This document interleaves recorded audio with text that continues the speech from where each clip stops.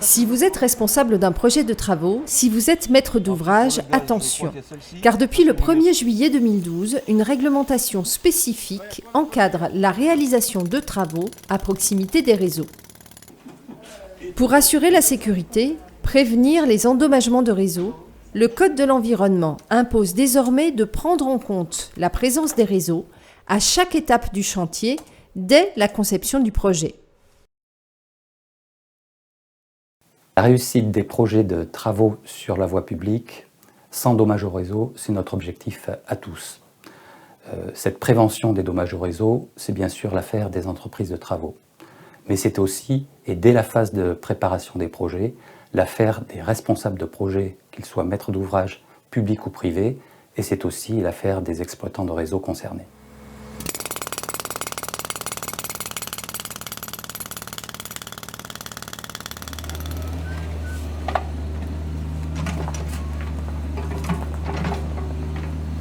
Circulation, chose rebarrée, attention à couverture de plaques, pas de branchement apparent chez les riverains.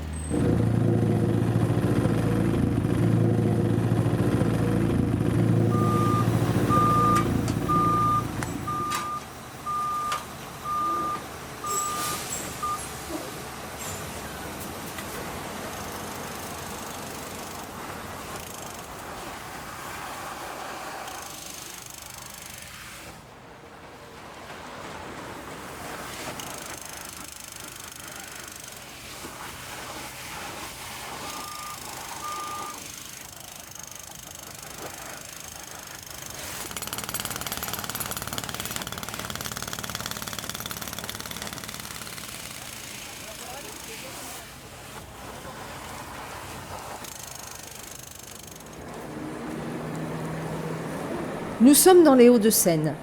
La ville de Colombes s'apprête à rénover un tronçon de son réseau d'assainissement via son délégataire, Lyonnaise des Eaux. La ville en profitera pour rénover une centaine de mètres de voirie. Le chantier est classique, mais il fait intervenir 2 maîtres d'œuvre, celui de la ville de Colombes pour les travaux de voirie et celui de son délégataire, Lyonnaise des Eaux, pour les travaux sur le réseau d'assainissement. 2 maîtres d'œuvre qui ont les mêmes obligations et qui vont devoir coordonner leurs actions à plusieurs reprises. Qui font l'objet d'une rémunération. Dans le sous-sol, 6 types de réseaux. Un chantier qui illustre un cas général et qui doit commencer par une phase d'étude.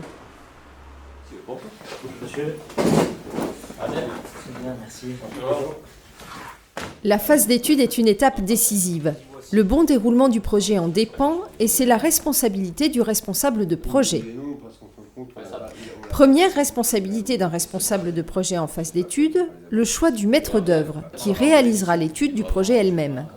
À charge pour le responsable de projet de bien préciser la mission de son maître d'œuvre pour lui permettre de bien appliquer la réglementation.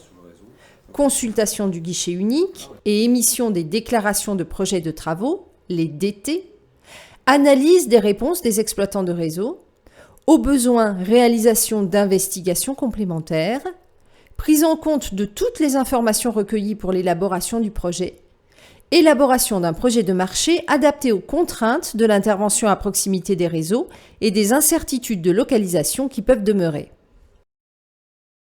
La ville de Colombes a toujours porté beaucoup d'importance à la sécurité des biens et des personnes, et également la sécurité des réseaux. Donc naturellement, avec la nouvelle norme sur les DT et DICT, on a tout de suite mis en œuvre tout ce qu'il était possible de faire pour progresser dans ce domaine. Et on a notamment, à travers la rue Racine, associé 2 maîtres d'œuvre au sujet, en leur demandant d'intégrer dès à présent toutes les clauses techniques et financières et administratives qu'il est nécessaire de mettre dans les marchés publics de travaux. Nous sommes à Nanterre, dans les locaux d'Eau et Force, filiale de Lyonnaise des Eaux. C'est elle qui assure la maîtrise d'œuvre des travaux d'assainissement. Sa mission à ce stade du chantier, localiser les réseaux avec précision. Pour identifier les opérateurs de réseau, on consulte le guichet unique. Pour ce faire, nous traçons un polygone qui représente l'emprise du chantier. Et ce polygone va nous permettre d'identifier les opérateurs présents sur l'emprise du chantier. On lance ensuite ce que l'on appelle les DT, qui vont nous permettre de recevoir des réponses de l'ensemble des opérateurs présents sur les réseaux Et nous attendons ces réponses avec des niveaux de précision qui nous permettent d'identifier les réseaux sensibles, les réseaux non sensibles et la classe de précision A, B ou C.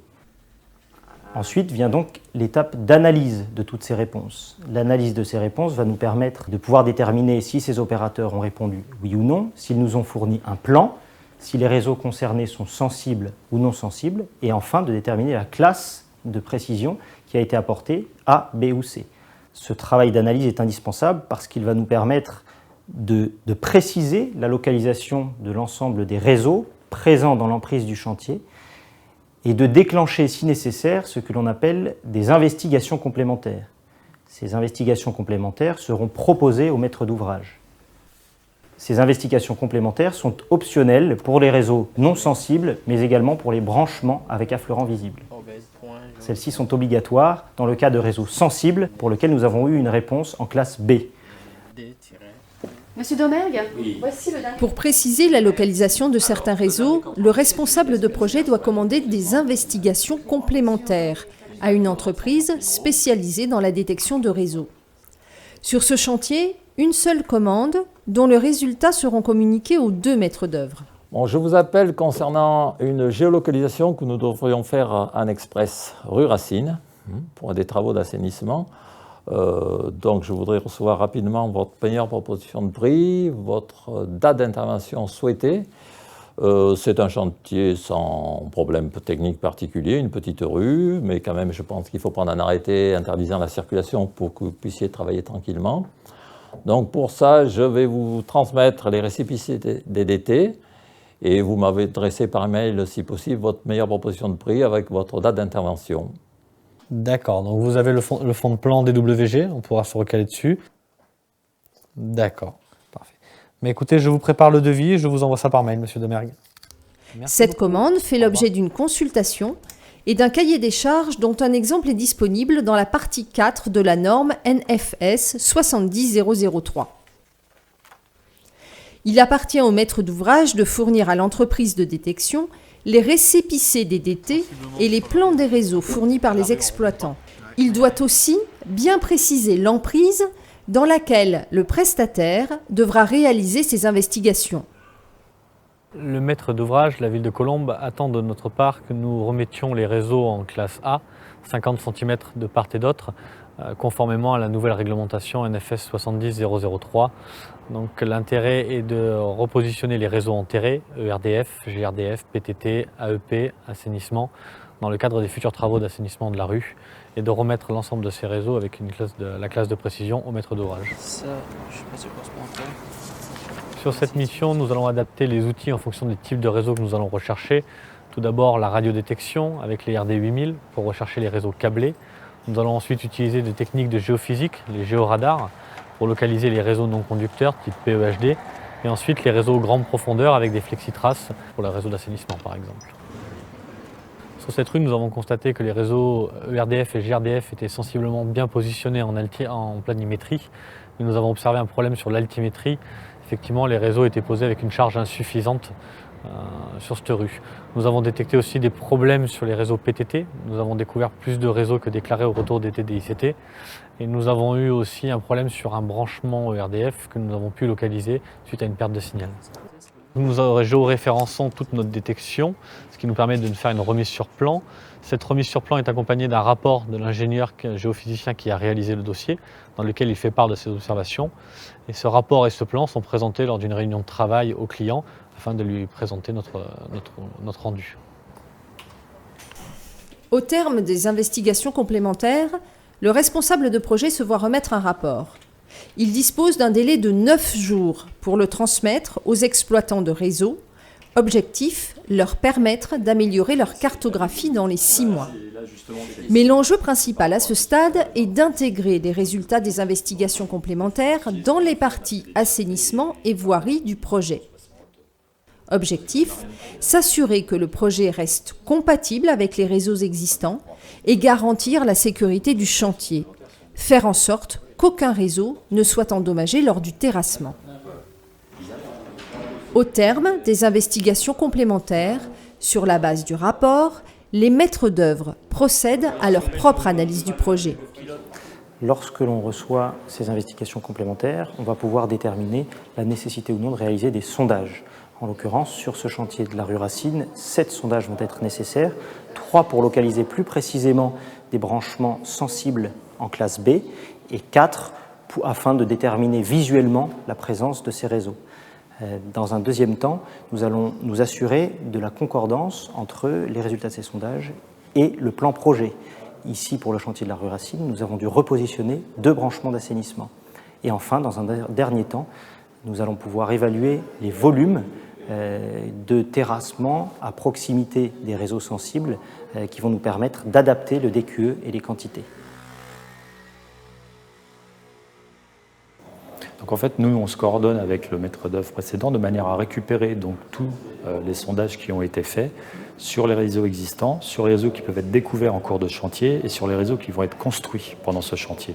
À partir de là, on va établir un quantitatif, des quantités qui vont nous permettre d'apprécier un volume de terrassement qui sera porté dans le dossier de consultation à l'intention des entreprises.